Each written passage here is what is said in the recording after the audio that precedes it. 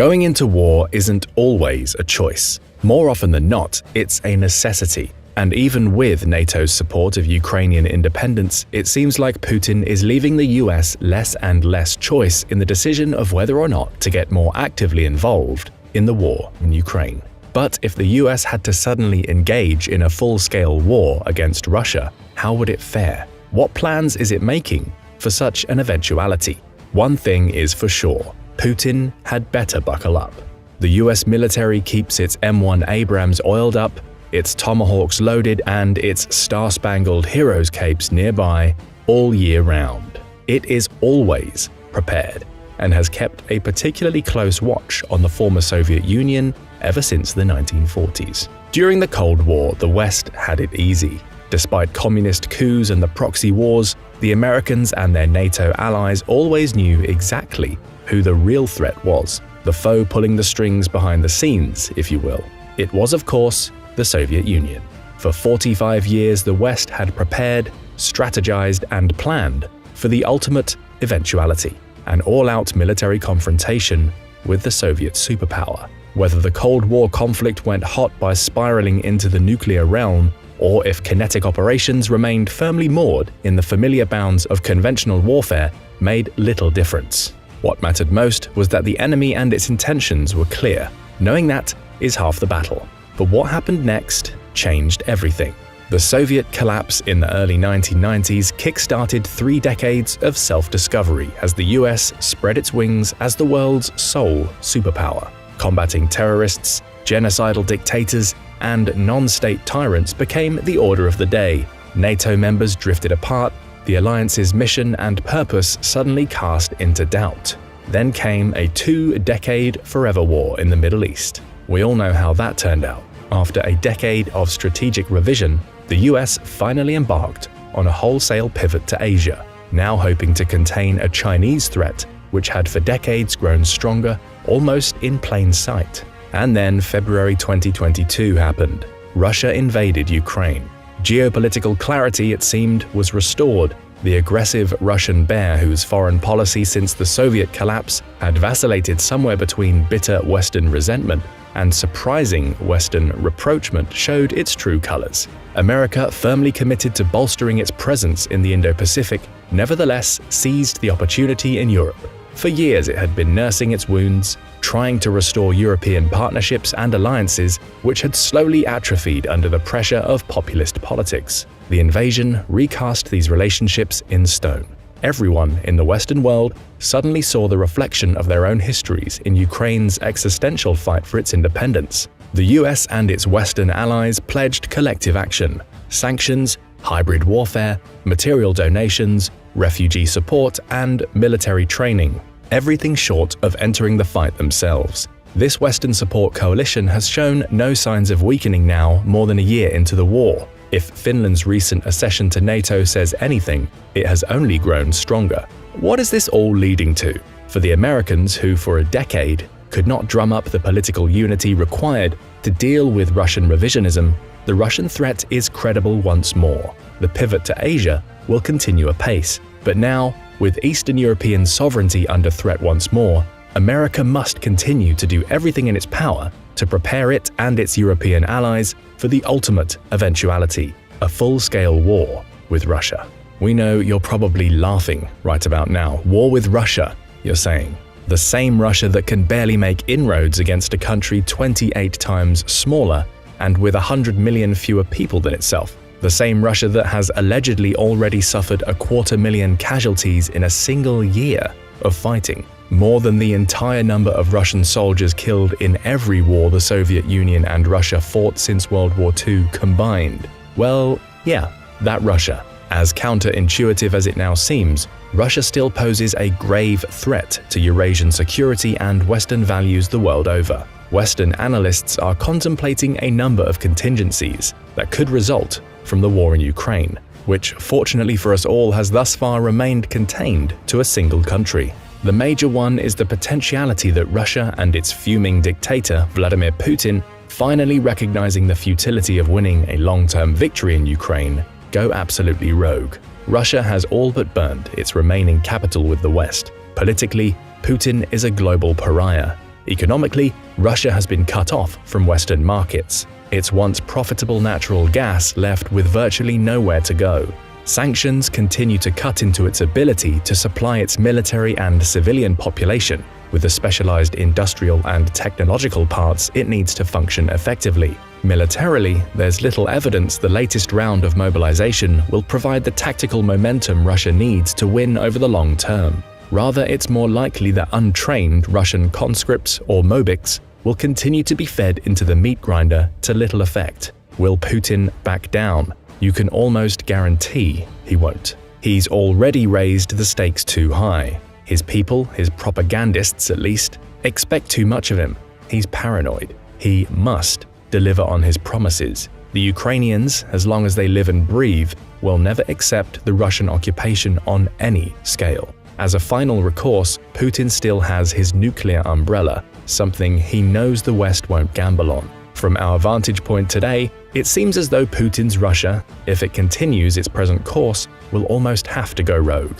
It won't end the war with a negotiated settlement unless something drastic changes, but as attrition whittles down its once vaunted military power, it will be forced to engage in its antebellum tactics, only far more aggressively. It will rely on asymmetric warfare and hybrid operations to destabilize the West. It will increasingly act like a global version of its now closest remaining ally of consequence, Iran, completely decoupled from the international community, pursuing a revanchist foreign policy using drones, proxy wars, missile strikes, espionage, and more, all while using its nuclear umbrella to deter Western retaliation. Nuclear threats will continue to grow in intensity. Cyber operations will increase in kind.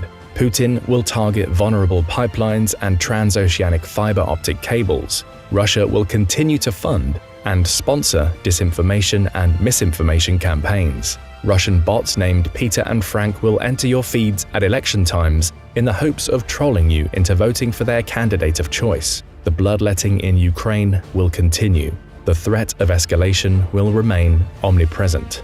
And that isn't good, because as one think tank put it, a rogue Russia still represents a geopolitical crisis of the highest order. It's a threat to global security, Western political systems, the cybersphere, space, and food security, not to mention every Ukrainian civilian. Let's be clear, Ukraine has blunted, if not outright neutered, Russia's conventional military power over the past year. That feat alone is remarkable.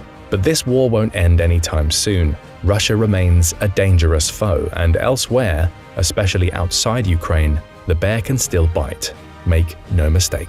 So where, outside Ukraine, could the US see itself fighting Russia, and how would it do so? One of the geopolitical hotspots for a possible confrontation between Russia and the US is in a random chunk of territory wedged between Lithuania and Poland, known as the Kaliningrad exclave. This sparsely populated patch of land is Russia's gateway to the Baltic, a heavily defended former German port city ceded to the Soviets in the aftermath of World War II. Kaliningrad's geography is tricky. The port is literally surrounded by NATO countries. Strategically, it's an A2AD or anti-access area denial nightmare for NATO, home to thousands of Russian forces, advanced fighter jets, and nuclear-capable Iskander-M missiles. The exclave is connected to Belarus by a narrow 40-mile land bridge known as the Suwalki Gap, which itself cuts into the only two highways and lone railroad connecting Poland to NATO's exposed Baltic states. Since NATO assets cannot traverse the Suwalki Gap without coming under the guns of Russia's military in Kaliningrad, the wide-open rural region is a crucial choke point that Russia would almost certainly exploit if it ever sought to cut off the Baltics from NATO. Finland's accession to NATO has caused tensions in this region to flare once more. In a matter of 1 year, NATO's border with Russia has doubled, adding over 800 miles of densely wooded, difficult-to-patrol tundra. The Baltic Sea has come firmly under NATO's protection, with Kaliningrad the only Russian outpost in an otherwise Western-friendly sea of states. Putin has had grievances against the West for years, and nobody, certainly not now, should bother trying to predict his next move. But prediction and preparation is the express job of America's military strategists. Were Putin to try to secure the Suwalki Gap to Kaliningrad or gain a foothold in Finland, Lithuania, Estonia, or any of its past satellites, the US and its allies must try to discern his regional capabilities and prepare for an open conflict. But what would this look like? How does the Russian way of war differentiate from the American approach? America is fortunate, at least far more fortunate than Russia in this hypothetical. Its robust network of military alliances and partnerships throughout Europe mean it will be far from alone in a war against Russia. Before the war in Ukraine, both Russia and NATO had respected the terms of the 1997 NATO-Russia Founding Act, committing both sides to avoid reinforcing or permanently stationing forces on the territories of the former Warsaw Pact states or their neighboring Russian borders. Russia abrogated itself from these terms when it invaded Ukraine. Now, NATO has a clear pathway to bolster its presence in these critical areas using measured multinational deployments and the increased rotation of permanently based American troops. The fact America's force posture would be complemented by the presence of British, Polish, Italian, Spanish, French, Estonian, Latvian, Lithuanian, Finnish, and many other allied partners speaks to the logic of the American way of war, which in the modern era has become multinational and collaborative to the core. There is strength in numbers and resolve in collective resilience. These force multipliers are not something Russia could count on in a direct confrontation with NATO.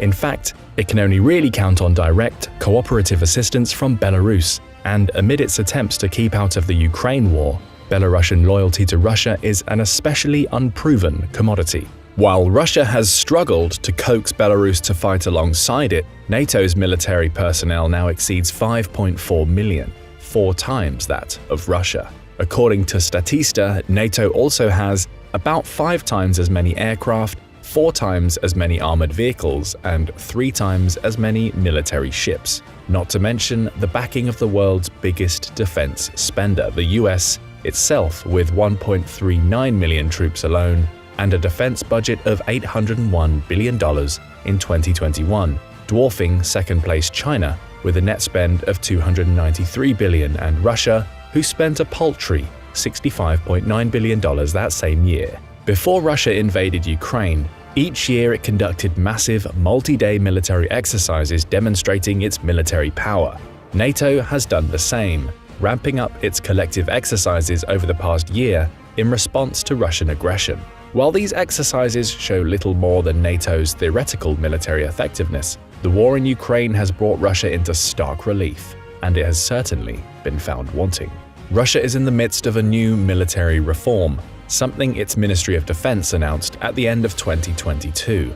Most see this as little more than a haphazard attempt to patch a sinking ship. They're trying to grow their modern military to the size it was over 2 decades ago. But today there remains a lack of specialists in charge of maintaining military equipment and vehicles, as well as military infrastructure inherited from the USSR, which no longer exists today. Additionally, there were tens of thousands of auxiliary positions like military financial officers and army construction workers, which have also ceased to exist. In other words, noted Russian military journalist and military analyst Pavel Felgenauer, the nominal size of the armed forces cannot be increased in a realistic and meaningful way. Russia lacks qualified junior officers. There's nobody to command the conscripts they're throwing into battle. The army of 1.5 million soldiers Russia dreams of is little more than a bureaucratic fantasy. Still, Russia is frantically trying to restore its depleted forces to the numbers it boasted prior to the invasion of Ukraine.